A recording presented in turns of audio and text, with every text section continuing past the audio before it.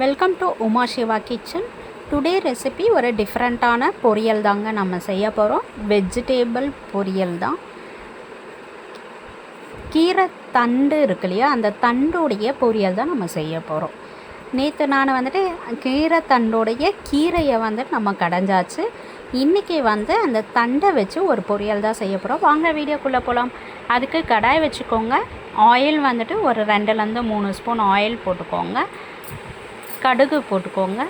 கடுகு பொரிஞ்சதும் நம்ம வெங்காயம் மீடியம் சைஸ் வெங்காயம் ஒரு வெங்காயம் நான் எடுத்திருக்கேன். இது நம்ம சாதத்தோடு பிசைஞ்சு சாப்பிடும்போது சூப்பராக இருக்கும். சப்பாத்தி கூட நீங்கள் வச்சு சாப்பிட்லாம்.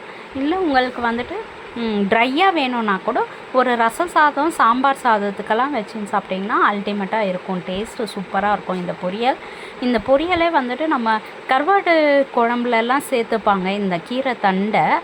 ஆனால் நம்ம இந்த பொரியல் செஞ்சாலே அந்த கருவாட்டு குழம்பு சாப்பிட்ற ஃபீல் வரும்.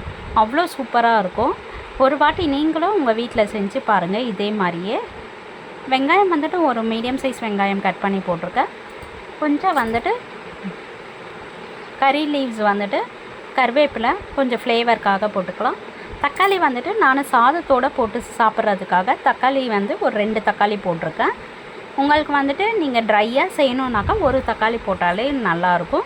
இல்லை 2 தக்காளி போட்டாலும் நம்மளுக்கு டேஸ்ட்டு சூப்பராக இருக்கும். ஒரு பூண்டு 4-5 பல் பூண்டு இடித்து போட்டுக்கோங்க.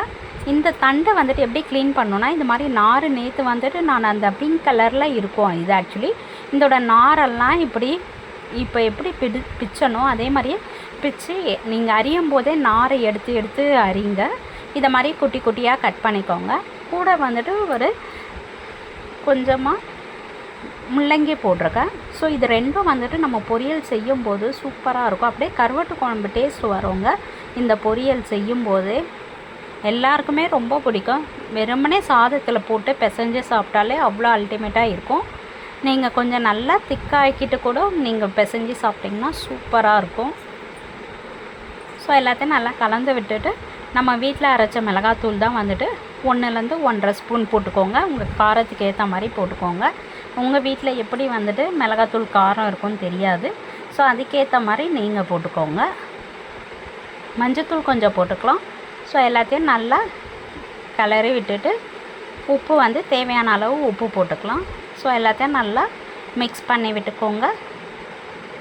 அடி பிடிக்காத அளவுக்கு நல்லா மிக்ஸ் பண்ணிவிட்டு ஒரு 2 to 3 minutes நல்லா கலந்து விட்டுகிட்டே இருங்க. அப்புறமா தண்ணி எடுத்து நம்மளுக்கு தேவையான அளவு தண்ணி ஊற்றிக்கோங்க.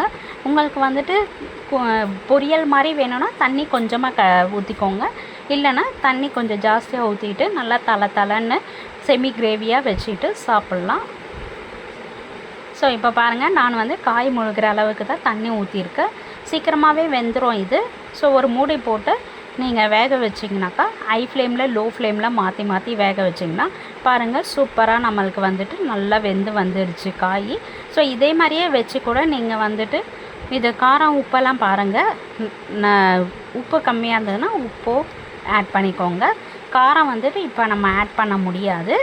இதுவே கரெக்டாக இருக்கும், போதுமான அளவாக இருக்கும். ஃபஸ்ட்டே நீங்கள் டேஸ்ட் பண்ணிவிட்டு அப்புறமா வேக விடுங்க காயை. பாருங்கள், சூப்பராக வெந்துருச்சு. நான் அப்படியே தான் சாதத்துக்கு எடுத்து போட்டு பிசைஞ்சு சாப்பிட்ற மாதிரி வச்சுருக்கிறேன். இல்லை இன்னும் திக்னஸ்ஸாக வேணும்னாக்கா இன்னும் கூட நீங்கள் நல்லா திக்காக பண்ணிவிட்டு சாதத்துக்கு கூட வச்சு சாப்பிட்டுக்கலாம். அவ்வளோதாங்க, நம்மளுடைய ரெசிபி ரெடி ஆகிடுச்சு. இந்த வீடியோ பிடிச்சதுன்னா லைக் பண்ணுங்கள், ஷேர் பண்ணுங்கள், சப்ஸ்கிரைப் பண்ணிக்கோங்க. உங்கள் ஃப்ரெண்ட்ஸ் அண்ட் ரிலேட்டிவ்ஸ்க்கும் ஷேர் பண்ணுங்கள். நம்ம சேனலில் நிறைய வீடியோஸ் நம்ம போட்டிருக்கோம். அதையும் போய் செக் பண்ணிவிட்டு நீங்களும் வீட்டில் செஞ்சு பாருங்கள். எல்லாமே சிம்பிள் அண்ட் ஸ்மார்ட்டாக தான் இருக்கும். எல்லாமே ஈஸி குக்கிங் தான் இருக்கும். நம்ம சேனலில் மோஸ்ட்லி ஈஸி குக்கிங் தான் இருக்கும். எல்லோரும் போய் பார்த்துட்டு நீங்களும் செஞ்சு பாருங்கள். லாஸ்ட்டாக ஒரு ஃப்ளேவருக்கு கருவேப்பிலை போட்டு இறக்கிடுங்க. அவ்வளோதாங்க, நம்மளுடைய ரெசிபி ரெடி ஆகிடுச்சு. தேங்க்ஸ் ஃபார் வாட்சிங். பாய்.